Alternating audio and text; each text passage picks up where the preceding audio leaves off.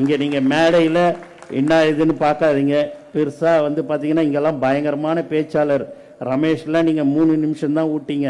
அவரை விட்டீங்க அப்படின்னு வச்சிங்க, அப்படியே வச்சு வெளுன்னு வெளுப்பார். அப்படியே எங்கள் ஆதவண்ணன் பார்த்தீங்க,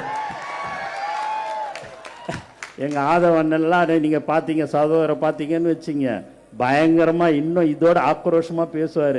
எங்கள் செங்கண்ணன் எல்லாருமே இன்னும் ஒன்று எல்லாரும் பேசி கடைசியாக என்னை பேச விட்றாங்க. நான் ஒன்றும் பெருசாலாம் அப்படி பேச மாட்டேன். ஆனால் பார்த்தீங்கன்னா எனக்கு அந்த பயத்திலேயே நான் வர வேண்டியதாக இருக்குது.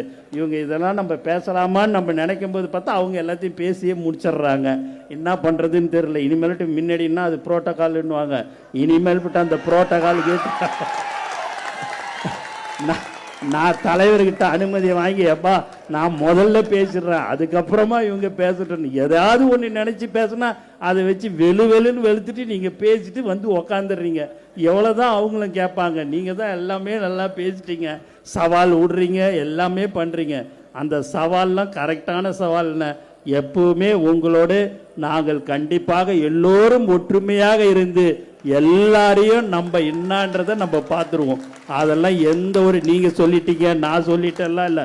தலைவர் தளபதி மாண்புமிகு முதலமைச்சர் என்ன சொல்கிறாரோ அதை தான் நாங்கள் செய்வோம்.